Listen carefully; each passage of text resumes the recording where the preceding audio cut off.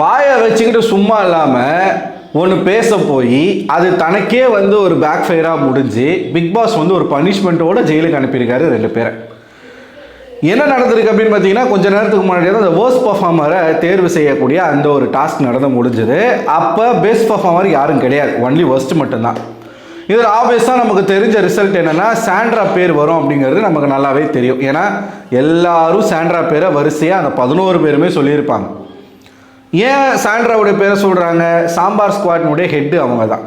Head தான் வந்து டீமை வழி நடத்தணும் அப்படிங்கிற ஒரு பார்வையில் இப்போ அந்த ஹோல் டீமுமே வந்து ஒரு தப்பு பண்ணால் அது ஹெட்டு தலையில் தான் போய் விழும். சாண்ட்ரா அவர்களும் அந்த டீமை சரியாக வழி நடத்தலை. அவங்க வந்து கொஞ்சம் இன்னோவேட்டிவாக கொண்டு போயிருக்கலாம். அவங்களுக்கும் மற்றவங்க காயின் கொடுக்கலையேன்ற ஒரு காண்டை வேறு வேறு விதமாக அவங்க காமிச்சிட்டாங்க. அதனால் சாண்ட்ரா தலையில் அது வரும் அப்படிங்கிறது நல்லாவே தெரியும். இன்னொன்று திவ்யா அவர்களுக்கும் நிறைய பேர் வந்து பேரை சொல்கிறாங்க. திவ்யா வந்து என்ன பண்ணிட்டாங்க அப்படின்னு பார்த்தீங்கன்னா, ஒரு கட்டத்துக்கு மேலே பார்வதி கிட்ட சொல்கிறாங்க. அதை பிக் பாஸ் பார்த்துட்ருக்காரு. பார்வதி கிட்ட என்ன சொல்கிறாங்கன்னா, என் பேரை சொல்லு அப்படின்றாங்க. எதுக்காக அவங்க பேரை சொல்லணும்னா 2 பேரும் சேர்ந்து ஜோடியாக ஜெயிலுக்கு போகணும் அப்படின்றதுக்காக. சாண்ட்ரா கூட நானும் போகிறேன் அப்படின்றதுக்காக தன்னுடைய பேரை வந்து சொல்கிறாங்க. இங்கே தான் பிக் பாஸ் அவருடைய ஒரு கேம் ஆடுறா. அப்படி என்ன பண்ணுறாரு அப்படின்னு பார்த்தீங்கன்னா, பிக் பாஸ் அதெல்லாம் கேட்டுட்டு இப்போ ஷாக்கிங் என்னென்னா, பிரஜனும் வந்து சாண்ட்ரா திவ்யா பேர் தான் சொல்கிறாங்க. ஆனால் அதுவும் ஒரு விதமான ஒரு கேம் தான். சாண்ட்ரா என்ன சொல்கிறாங்க, கனி அவர்களுக்கு ஈக்குவலான ஓட் வந்துக்கிட்டு இருக்கு. ஒருவேளை கனி பிரஜன் கிட்ட சொல்லிக்கிட்டு இருக்காங்க, கனி வந்து ஜெயிலுக்கு வந்துட்டா பேசியே கொண்டுருவாங்க என்ன, அதனால் திவ்யா வந்து என் கூட வரேன்னு சொல்லிட்டா அப்படின்னு சொல்லிட்டு சாண்ட்ரா பிரஜன் கிட்ட சொல்கிறாங்க. அவர் பாத்ரூமில் இருக்கார், இவங்க வெளியில் இருந்து பேசிக்கிட்டு இருக்காங்க. இது என்ன ஒரு எக்ஸாம்பிளோட சொல்கிறாங்க, வாட்டர்மெலன் சொல்லியிருந்தாரு இந்த மாதிரி கனி வந்து பேசிக்கிட்டே இருந்தாங்க அப்படின்னு சொல்லி. ஆக்சுவலாக வாட்டர்மெலன் என்ன சொல்லியிருப்பார் அப்படின்னு பார்த்தீங்கன்னா, அவர் தூங்கிட்டு இருக்கும் பொழுது இந்த அன்பு கேங் மொத்தமாக ஜெயில் வாசலில் உட்காந்துக்கிட்டு விடிய பேசிக்கிட்டே இருந்தாங்க. விக்கல்ஸு, ரம்யா, சபரி, எப்ஜே எல்லாரும் உட்காந்து பேசிக்கிட்டே இருந்தாங்க.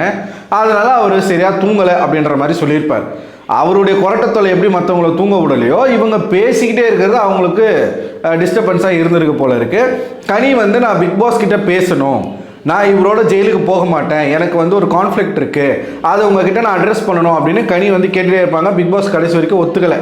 அதனால் அவங்க தூங்கலை, சாப்பிடல, பேசிக்கிட்டே இருந்தாங்க. இப்படி நடக்குதா? இதன் தொடர்ச்சியாகத்தான் அதை வந்து சாண்ட்ரா கிட்ட சொல்லியிருப்பாரு. சாண்ட்ரா இந்த பாயிண்ட்டை சொல்கிறாங்க. எல்லாரும் நிறைய கருத்துக்களை சொன்னாங்க. அந்த கருத்தில் எனக்கு கமருதீன் சொன்ன பாயிண்ட் மட்டும் பிடிச்சிருந்துச்சு. ஸோ இவங்க 2 பேரும் செலக்ட் பண்ணிட்டாங்களா?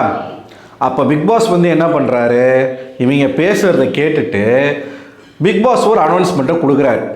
அதாவது தேர்வு செய்யப்பட்ட திவ்யா மற்றும் சாண்ட்ரா, அது மட்டும் இல்லாமல் அவங்க விருப்பப்பட்டு கேட்டதுனால, திவ்யா வந்து விருப்பப்பட்டு கேட்டதுனால இவங்க 2 பேரையும் ஜெயிலுக்கு அனுப்புங்க. ஜெயிலுக்கு எப்போ அனுப்பணும் அப்படின்னா, நைட்டு அனௌன்ஸ்மெண்ட் வரும், அந்த டைமில் நீங்கள் அவங்களுக்கு ஜெயில் அனுப்புனா போதும். அதுக்கு முன்னாடி ஒரு வேலை செய்யணும். என்ன அப்படின்னா, இந்த வீட்டில் இருக்கக்கூடிய அத்தனை வேலைகளையும் இவங்க 2 பேர் தான் செய்யணும். சமைக்கிறது, ஹவுஸை க்ளீன் பண்ணுறது, வெசில் வாஷ் பண்ணுறது, பாத்ரூமை க்ளீன் பண்ணுறது, இது எல்லா வேலைகளையும் இவங்க 2 பேர் மட்டுமே செய்யணும் அப்படின்னு சொல்லிட்டார். ஸோ இந்த 2 பேர் மட்டும் செய்யணும் அப்படிங்கிறது மிகப்பெரிய வேலை. ஓகேவா? ரொம்ப கஷ்டம். 2 பேர் சேர்ந்து டோட்டல் வேலையும் பண்ணுறது வந்து முடியாத காரியம். அது வந்து இவங்க ஆசைப்பட்டு கேட்டதுனால, ஜெயிலுக்கு போகணும் அப்படின்னு ஆர்வமாக அவங்க கேட்கறதுனால பிக் பாஸ் வந்து அதை ஒரு பனிஷ்மெண்ட்டாக கொடுக்குறாரு. அடுத்து அவர் ஒரு கேம் ஆடுறாரு. என்ன கேம் அப்படின்னு பார்த்தீங்கன்னா, இதை மேற்பார்வை செய்கிறதுக்கு விக்கல்ஸ் நான் அப்பாயிண்ட் பண்ணுறேன் அப்படின்னு சொல்கிறார். விக்கல்ஸ் எதுக்காக பர்டிகுலராக அப்பாயிண்ட் பண்ணோம் அப்படின்னா, இவங்க 2 பேருக்கும் விக்கல்ஸ்க்கும் ஆல்ரெடி 7ஆம் பொருத்தமாக போய்கிட்டு இருக்கு. இப்போ ஹோட்டல் டாஸ்கில் மேனேஜராக இருந்த விக்ரமை தான் சாண்ட்ரா வச்சு செஞ்சாங்க. அந்த வெஞ்சன்ஸ் வந்து விக்ரம்குள்ளே இருந்துக்கிட்டே இருக்குது இப்போ வரைக்கும். எப்ஜே கிட்ட கூட சொல்லியிருப்பான், நான் மேனேஜராக இருந்து பண்ண தப்ப நீ பண்ணாத அப்படின்னு சொல்லியிருப்பான்.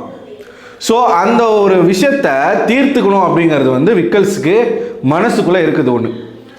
இவர் பிக் பாஸ் வந்து இப்படி சொன்ன உடனே என்னமோ பிக் பாஸ் வந்து ஒரு பெரிய அங்கீகாரத்தை வந்து விக்கல்ஸ் கையில் கொடுத்த மாதிரி அவ்வளவு பூரிப்பு, அவருக்கு அவ்வளவு சந்தோஷம், அழுக ஆரம்பிச்சிட்டாரு.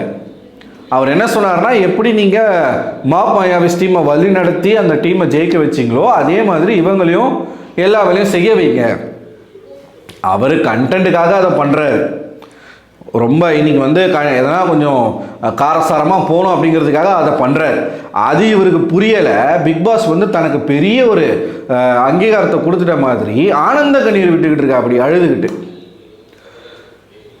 நம்ம வந்து நிறைய இடங்களில் நிறைய விஷயங்கள் வந்து நம்ம பேசிகிட்டு இருக்கோம். சாண்ட்ரா அவர்களுடைய பேச்சு சரியில்லை, அது நம்ம ஏற்றுக்க தான் வேணும். ஆனால் இந்த பக்கம் நீங்கள் பார்த்தீங்கன்னா விக்கல்ஸ் வந்து சொல்லியே அவங்களுக்கு காயின் கொடுக்கல. அவங்க பண்ண பெர்ஃபார்முக்கு 2 டீமுமே காயின் கொடுக்கல.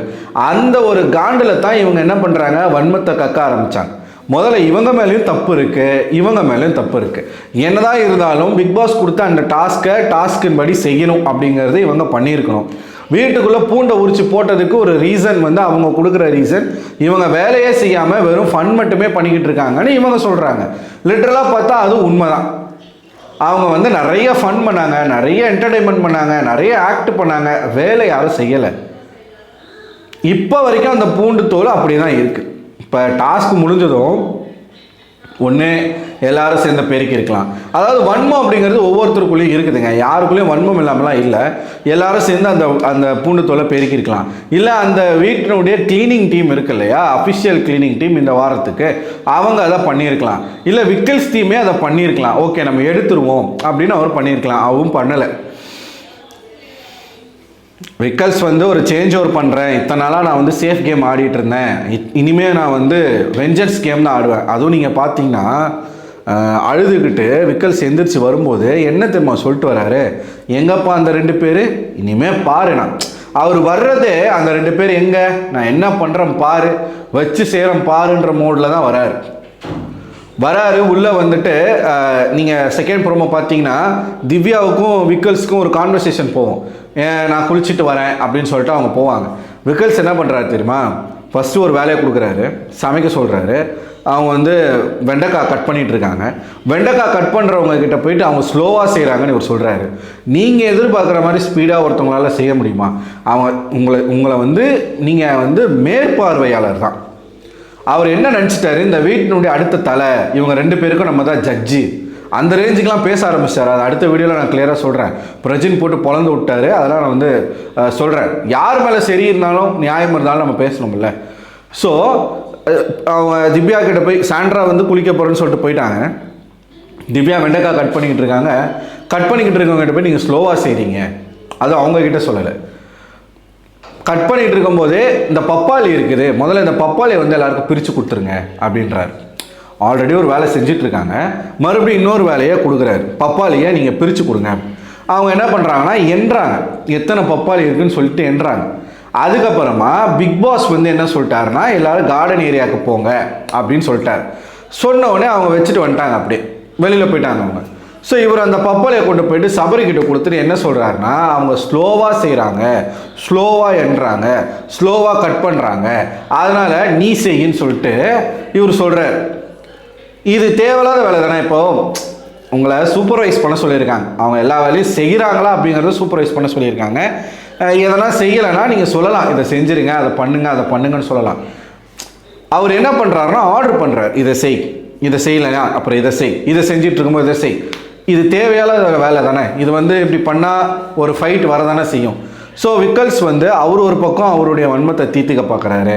இவங்க திவ்யா வந்து என்ன சொல்கிறாங்கன்னா, பிக் பாஸ் வந்து ஒரு வார்த்தை சொன்னார், டாஸ்க்கு செய்யுங்க, என்ன செய்யாதீங்க அப்படின்னு சொல்லிட்டு திவ்யா கிட்ட சொன்னார். திவ்யா வந்து கெஸ் பண்ணிட்டாங்க, பிக் பாஸ் வந்து விக்கல்ஸ்க்கு தான் கொடுக்க போகிறாங்கன்றதை கெஸ் பண்ணிட்டாங்க. அப்போ பிக் பாஸ் வந்து கிளவர் திவ்யா அப்படின்ற மாதிரிலாம் சொன்னா. அப்படி இவங்க என்ன சொல்கிறாங்க, பிக் பாஸை தானே செய்யக்கூடாது, பிக் பாஸ் சொன்னவங்கள செய்யலாம்ல அப்படின்றாங்க.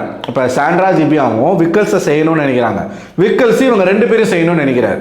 இது இப்படியே தான் போய்கிட்டு இருக்குமா? யாராச்சும் ஒருத்தர் வந்து இறங்கி வந்து ஒரு ஃப்ரெண்ட்லியாக கொண்டு போனால் நல்லா இருக்காது, நம்மளால் பார்க்க முடியாது. பட் வன்மம் இருக்குது பாருங்கள் மனசுக்குள்ளே.